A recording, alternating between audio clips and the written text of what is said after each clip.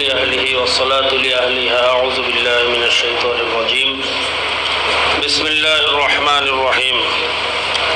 كنتم خير أمة أخرجت للناس تأمرون بالمعروف وتنهون عن المنكر. وقال رسول الله صلى الله عليه وسلم: إياكم الحسد فإن الحسد يأكل الحسنات كما تأكل النار الحطب.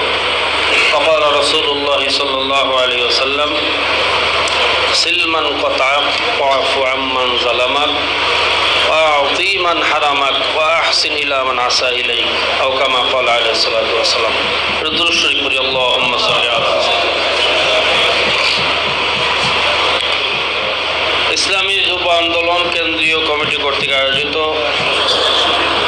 আজকের এই 2 দিনব্যাপী কর্মশালার মহতারাম সভাপতি, প্রধান অতিথি,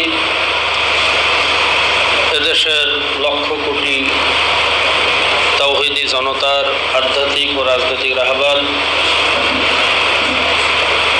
দুঃখী, অবহেলিত, বঞ্চিত মানুষের আশার আলো আমাদের মহতারাম আমির, ইসলামী আন্দোলনের মহতারাম আমির হযরত পীর সাহেব হুজুর চরমনাই দামাত বারকাতুহুল আলিয়া সহ কেন্দ্রীয়, স্থানীয় দায়িত্বশীল এবং বাংলাদেশের সকল জেলার থেকে, প্রত্যন্ত অঞ্চল থেকে আগত আমার এক ঝাঁক আল্লাহর রসুলের সৈনিক, দিন বিজয়ের কাফেলা, যুবক ভাইয়েরা,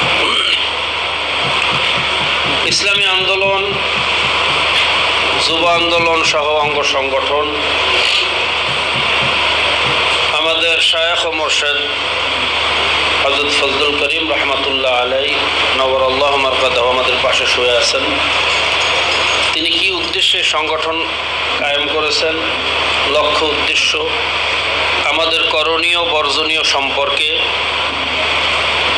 ইতিমধ্যে আমরা পরিপূর্ণভাবে জানতে পেরেছি।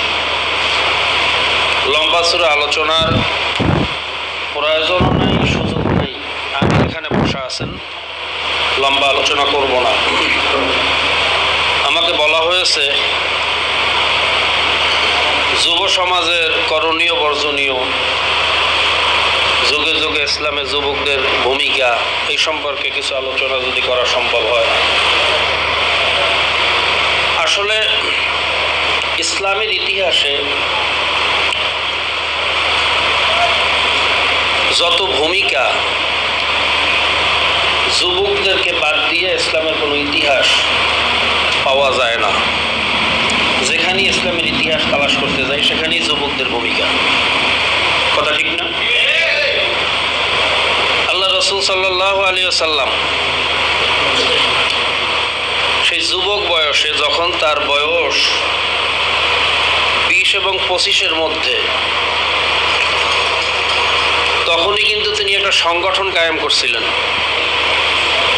আল্লাহর রসুলের জীবনের ইতিহাস যদি আমরা এটা অধ্যয়ন করি বা তার ইতিহাস নিয়ে আলোচনা করতে যাই, আমাদের সামনে চলার জন্য আর কোনো ইতিহাসের প্রয়োজন নাই।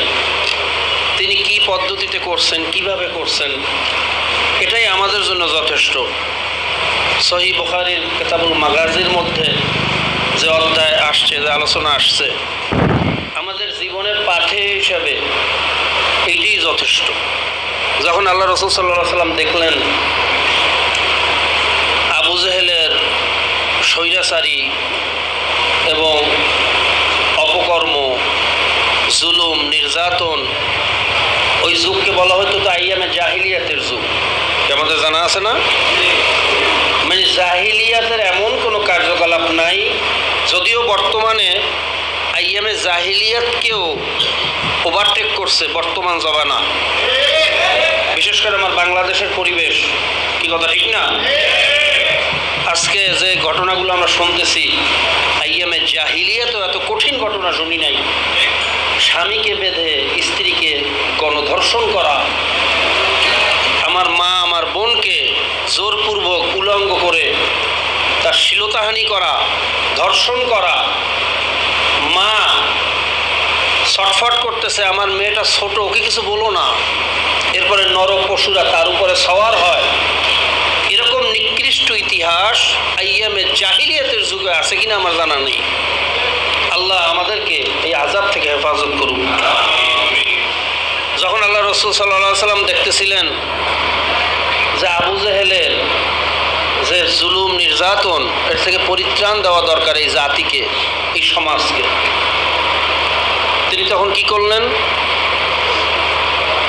প্রথম যে সংগঠন কায়েম করছেন হেলফুল ফুজুল, 14 জন যুবক দিয়ে এই সংগঠন শুরু করছিলেন।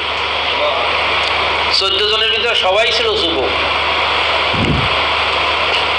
আল্লাহ রাসূল চিন্তা করলেন যে সবাই তো জাহিলিয়াতের অতল গহ্বরে নিমজ্জিত, যদি 14 জন মানুষকেও ভালো পথে আনা যায়, সেই নিয়াতে তিনি 14 জন যুবককে বেছে নিয়েছেন। ঘটনাক্রমে ওই 14 জনের ভিতরে 9 জনের নামই ছিল ফজল। 9 জনের নাম কি ছিল? সেখান থেকেই এই সংগঠনের নাম হয়েছে হেলফুল ফুজুল। ইতিহাস আপনারা জানেন। তেনাদেরকে আল্লাহ রসুল প্রথম সবক দিলেন যে তোমরা এই জুলুম থেকে, এই খারাপের থেকে বেঁচে থাকবা এবং অন্যদেরকেও বাঁচিয়ে রাখবা।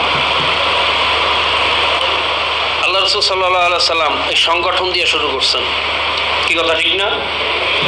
তারা নিজেরাও খারাপের থেকে, অন্যায় থেকে, অপরাধ থেকে বেঁচে থাকতেন, অন্য ভাইদেরকেও অন্যায় থেকে বেঁচে থাকার জন্য পরামর্শ দিতেন, চেষ্টা করতেন। আমরু বিল মারুফ নাহি আনিল মুনকার, এই প্রথম কাজ কিন্তু আল্লাহ রসুল সাল্লাল্লাহু আলাইহি সাল্লাম শুরু করেছেন। ইসলামের প্রথম যুদ্ধ ছিল কি? বদরের যুদ্ধ। কোন যুদ্ধ?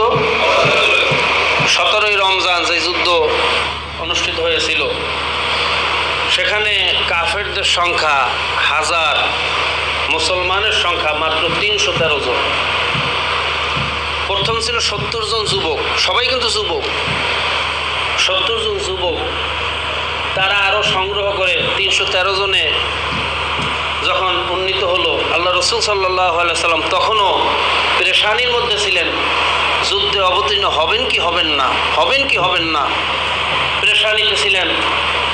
ভয়ে না, এই চিন্তায় যে এই যুবকদেরকে, এই কাকার মায়ের কোল খালি হবে, আমার সাহাবীরা কে দুনিয়া থেকে বিদায় হয়ে যাবে, কোন বাবা চিরতরে সন্তান হারা হবে, এই চিন্তায় তিনি পেরেশান ছিলেন। যখন আল্লাহ রসুল সাল্লাল্লাহু আলাইহি সাল্লাম এরকম পেরেশানি করতেছিলেন,